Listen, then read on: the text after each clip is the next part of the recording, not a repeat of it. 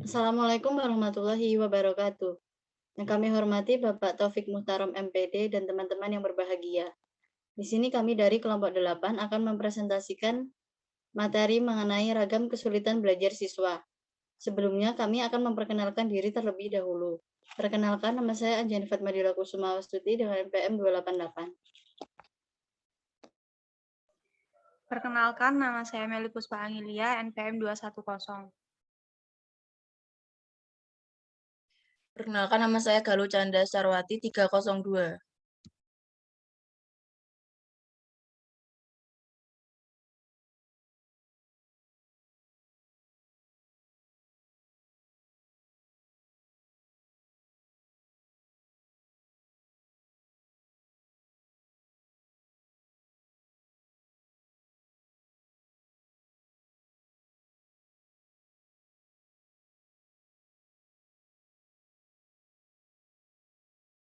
Mel, nggak ada suaranya, Mel.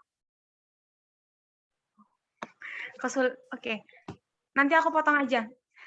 Aku lupa. Aku potong aja nanti ya.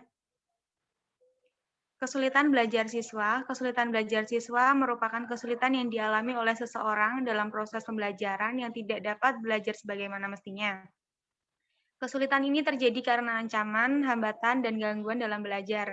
Menurut Abu Ahmadi mengatakan bahwa dalam keadaan di mana anak didik tidak dapat belajar sebagai mestinya, itulah yang disebut dengan kesulitan belajar. Ghazali juga berpendapat mengatakan bahwa kesulitan belajar adalah kesukaran mendapat perubahan tingkah laku yang diinginkan meskipun latihan telah dilakukan.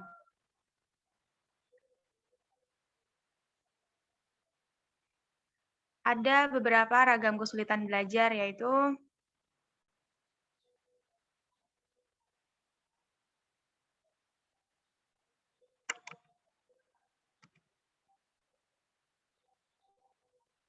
yang pertama, nonverbal learning disabilitas, ketidakmampuan belajar siswa terhadap objek visual yang dipelajarinya.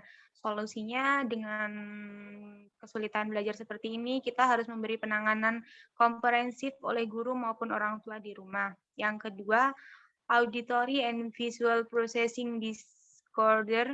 Anak-anak dengan kesulitan seperti ini pada umumnya tidak bisa mengerti bahasa pengantar pelajaran baik dalam bentuk lisan maupun tertulis penyajiannya.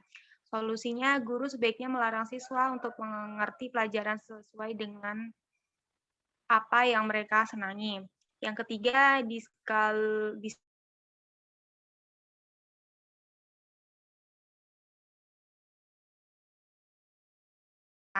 kesulitan ini sering terjadi pada taman kanak-kanak. Solusinya yaitu harus dipakai dengan metode belajar untuk anak di kuliah ya, semisal berhitung dengan jari, kertas, tempel, kertas warna, memakai kelereng, dan sejenisnya. Yang keempat, disleksia. Disleksia adalah jenis gangguan belajar di mana siswa sulit memahami tulisan baik berupa angka ataupun huruf.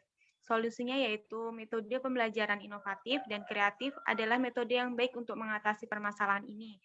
Mereka oleh guru bisa diajak untuk mengedepankan pembelajaran berkarakteristik menciptakan kreativitas.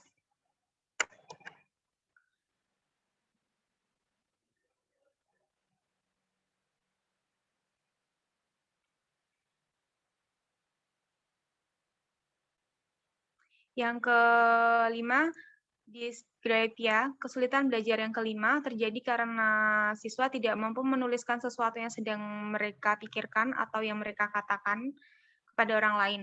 Solusinya yaitu dengan drilling atau pengulangan bisa diterapkan oleh guru untuk mengatasi persoalan ini. Setiap kali mereka belajar, mintalah mereka untuk sebanyak mungkin menulis angka atau alfabet. Yang keenam, specific language impairment. Pada anak dengan kesulitan belajar ini mengalami kesulitan untuk mencerna dan belajar bahasa. Solusinya yaitu bisa diselesaikan dengan cara mengajak mereka sesering mungkin berdialog atau menonton film. Dengan begitu, mereka belajar bisa lebih enjoy.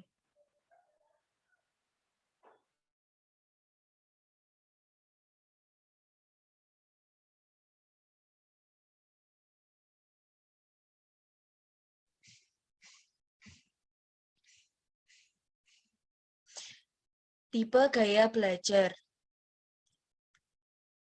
Gaya belajar seseorang adalah kombinasi bagaimana individu menyerap, mengatur, dan mengolah informasi. Gaya belajar bukanlah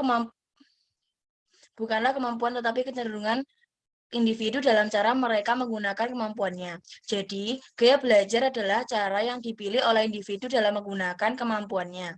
Gaya belajar dibagi menjadi 3 macam, yaitu yang pertama, gaya belajar visual. Gaya belajar visual berfokus pada penglihatan. Saat mempelajari hal baru, biasanya tipe ini perlu melihat sesuatu secara visual untuk lebih mudah mengerti dan memahami. Ciri-ciri gaya belajar ini adalah mudah mengingat dari yang dilihat daripada didengar, lebih suka membaca daripada dibacakan, dan berbicara dengan tempo yang cukup tepat. Kedua, gaya belajar auditori. Gaya belajar ini mengandalkan pendengaran sebagai penerima informasi dan pengetahuan. Orang tipe belajar ini tidak masalah dengan tampilan visual saat mengajar. Yang penting adalah mendengarkan pembicara guru dengan baik dan jelas. Ciri-ciri gaya belajar ini adalah suka mengingat sesuatu dari apa yang didengar daripada yang dilihat. Senang mendengarkan, mudah terdistraksi dengan keramaian. Yang ketiga, gaya belajar kinestik. Gaya belajar kinestik lebih suka melibatkan gerakan. Biasanya orang tipe ini merasa lebih mudah mempelajari sesuatu, tidak hanya sekedar membaca buku, tetapi juga mempraktikannya. Ciri-ciri gaya belajar kinestik adalah menyukai belajar dengan metode praktik, terkadang kesulitan dalam menulis tetapi pandai bercerita. Menyukai aktivitas yang melibatkan gerakan tubuh seperti olahraga.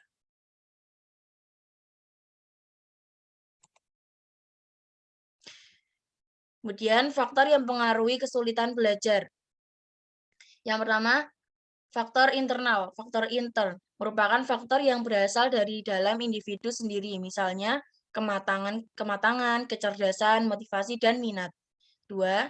Faktor eksternal. Faktor ekstern erat kaitannya dengan faktor sosial atau lingkungan individu yang bersangkutan.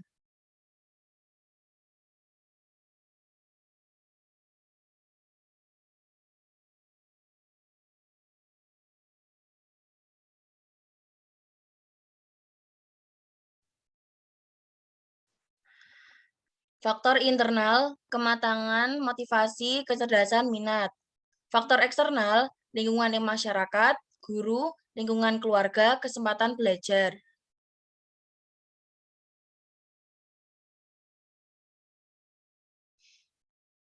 Kesulitan belajar juga dapat dibuktikan dengan munculnya kelainan perilaku siswa seperti kesukaan berteriak-teriak di dalam kelas, mengusik teman, berkelahi, sering tidak masuk sekolah, dan sering bolos sekolah. Hal ini disebabkan oleh pertama, rendahnya kemampuan intelektual anak. 2, gangguan perasaan atau emosi. 3, kurangnya motivasi untuk belajar. 4, kurang matangnya anak untuk belajar. 5, usia yang terlalu muda. 6, latar belakang sosial yang tidak menunjang. 7, kebiasaan belajar yang kurang baik. Kemampuan mengingat yang rendah.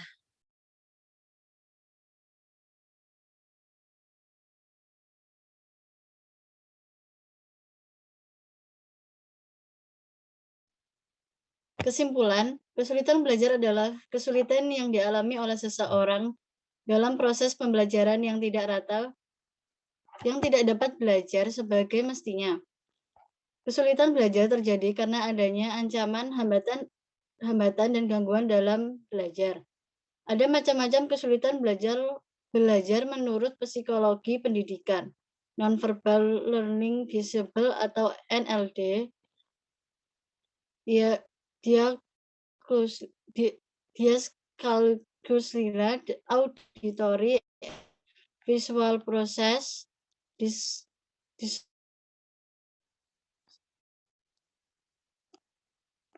disleksia, digrafi, dan spesifik language impaired.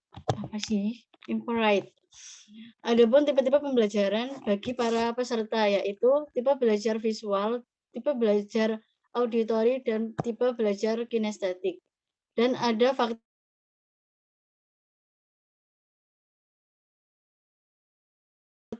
motivasi dan minat. Berbeda dengan faktor eksternal yaitu lingkungan keluarga, lingkungan masyarakat, guru, bentuk alat pembelajaran, dan kesepakatan belajar. Demikian presentasi dari kelompok 8. Jika ada kesalahan kata, kami mohon maaf. Wassalamualaikum warahmatullahi wabarakatuh.